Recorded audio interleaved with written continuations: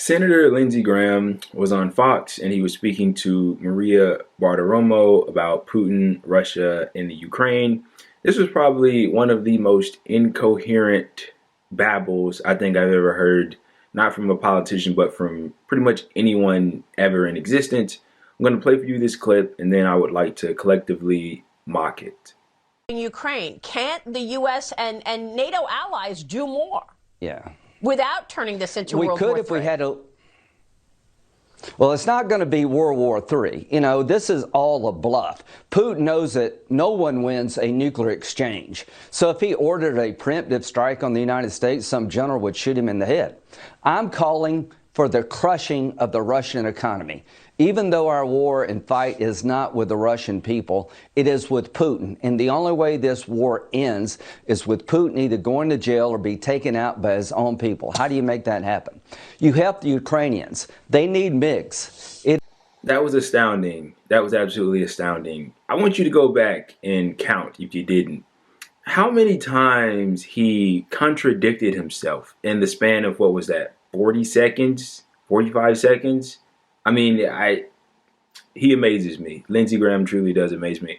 But before I get into this discussion, I just want to read a quote that I read previously that I think is all too relevant once again, and it'll continue to be as long as these problems that we're facing currently persist. When the last man who remembers the horrors of the last great war dies, the next great war becomes inevitable. That knowledge of what a world war looks like and what it does to the world is largely lost. And so you get things like this. And by the way, if you wonder why Americans, by and large, are so uninformed and misinterpret simple facts about things going on in the world, here's a prime fucking example. You have these, idiots giving, this is who's giving you the news. These people, they're the people that are talking to you through your TV screen. So it's no wonder why people are so misinformed and ill-informed when it comes to world, global issues such as the one that's going on in Ukraine involving Russia as well as NATO. So what I want to do before I get into his remarks specifically is just look at the framing. Look at the framing. So in the beginning, she was asking, what more can we do? What more can NATO do? Can the U.S. do to help the Ukrainians in their fight? They never speak of diplomacy. They never speak of negotiating. They never speak of the grievances that both sides genuinely have. They never speak of the fact that Russia's asks before they invaded were called non-starters by the United States. They never speak of the long history that has led up to this moment. It's just, they just want to rush into another hot war, but this wouldn't be another hot war. It'll be a world war, one that we haven't seen in decades. And it just seems like that's the only option that's on the table. And so let's just go down, I guess, in order of his remarks. So Lindsey Graham here, the all-knowing being with a vast knowledge here. So he says that it's not going to be World War III. Well, ladies and gentlemen, we just got confirmation. War between Russia and the United States is not going to be World War III. Lindsey Graham, the smartest person on the planet, just told us that so we can all relax, everybody can calm down, and we can resume our regularly scheduled program and stop paying attention to the Ukraine situation, because Lindsey Graham just told us it's not going to be World War III. So we should obviously believe him, right? Because he's so incredibly intelligent.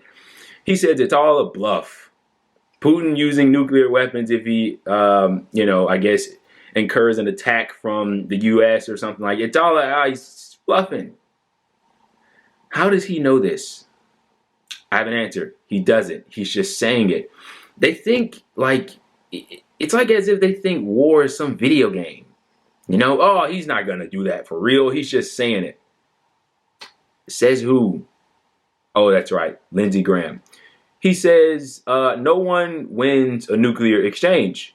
Well, if you're sane enough to admit that, and he's correct on that, no one would win a nuclear exchange. You may know of the phrase, or I guess it's more of a doctrine or whatever, MAD, so mutual assured destruction or something like that. A fight between two nuclear powers assures the destruction of both powers. So the person, both parties or whoever is involved, because it's nuclear war. Nobody wins that. It's mutually assured destruction.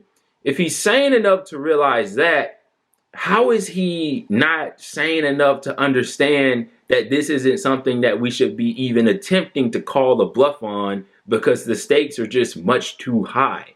Need I remind you, I'm sure, and I mean, these people are long gone by now. You can't ask them any questions, but I'm sure leading up to the First World War, no one had ever thought there'd be a First World War. And after they saw how the first one ended with millions of deaths and degradation and all the rest of it, we don't need to rehash the history. They never, I mean, who would have believed there would have been a second one? There was. And here we are with people like Lindsey Graham. Oh, there's definitely not going to be a third world war. It's all bluff. It's all blunder. I mean, they're playing with fire here. And for them not to realize that is completely, it's preposterous to me. I can't seem to understand it, but they have a job to do.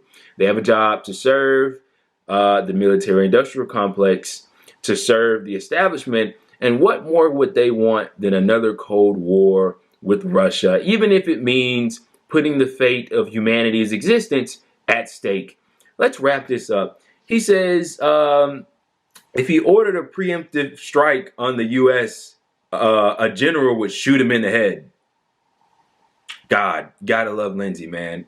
Lindsey knows. Lindsey knows if he orders a preemptive strike on the United States, some general who knows who this guy is, what his name is, would just shoot Vladimir Putin, the person that has absolute authority in Russia, the top dog. Yeah, that guy would definitely get shot in the head if he ordered a strike on the U.S. They definitely wouldn't do it because they take orders from him. No, they definitely buck trend and kill him. Okay. He thinks this is some video, this is some simulation to him. That's how they see the world, these insanely out of touch politicians.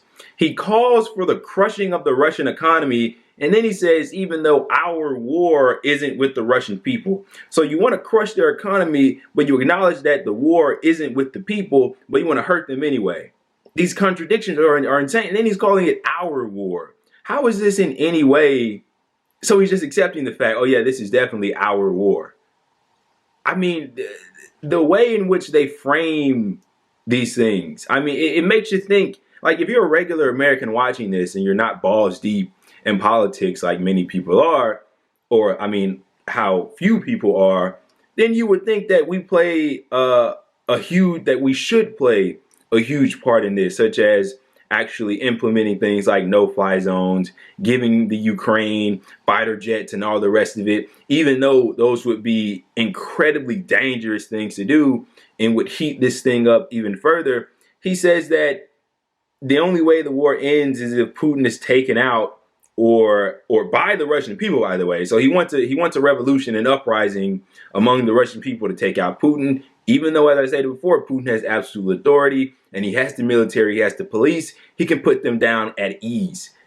He wants that to happen, some fairy tale that is, or he goes to jail. Those are the only two possibilities. So diplomacy to Lindsey Graham and to Maria Bartiromo are totally thrown out of the window. No negotiations, no talk. You know, just give Zelensky and the neo-Nazis more weapons and maybe we'll get out of this somehow. Sure. Great. And then he says, I love this. So he says that we have to, the only way the war ends is if Putin is taken out by the people or he goes to jail.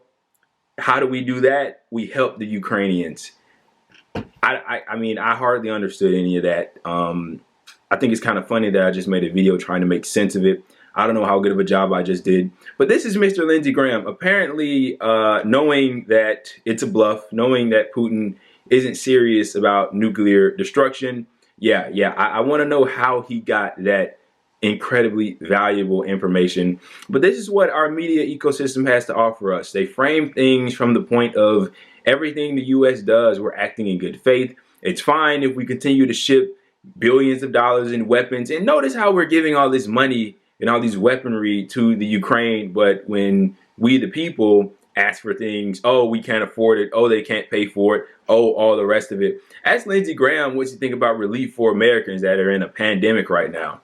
you know, an American population that are unionized at an all-time low, that, you know, real wages have declined over the years. I mean, ask him about helping them. Oh, we don't have the money for it, but let's ship all this money and weaponry over to the people in the Ukraine. And I mean, condolences to those people, but you definitely see the disparities in terms of the priorities that these insanely corrupt politicians have. But anyway, I'm not sure if you're still watching at this point. If you are, great. I'll just add this bit at the end. It has come to my attention that we have reached 100 subscribers. I think we're a bit over that, but I just wanted to express my thanks. Now, to some people, to many, and maybe even to some of you that may come across this video, that may not seem like a really big number, but words can't express how much that means to me. I think it's absolutely amazing, and of course we will keep going with this, and I would like to grow even more. There's something I would like to do to kind of commemorate the moment we hit 100 subscribers. I already know what it is. No one asked for it. It's just something that I personally want to do. I'm not sure if I'm going to do it. If I do, you'll see the video, but it's in the back of my mind, and if I want to do it, I'll get it accomplished relatively soon. But once again, thank you for watching. Thank you for subscribing. Thank you for liking, commenting, all the rest of it. Peace.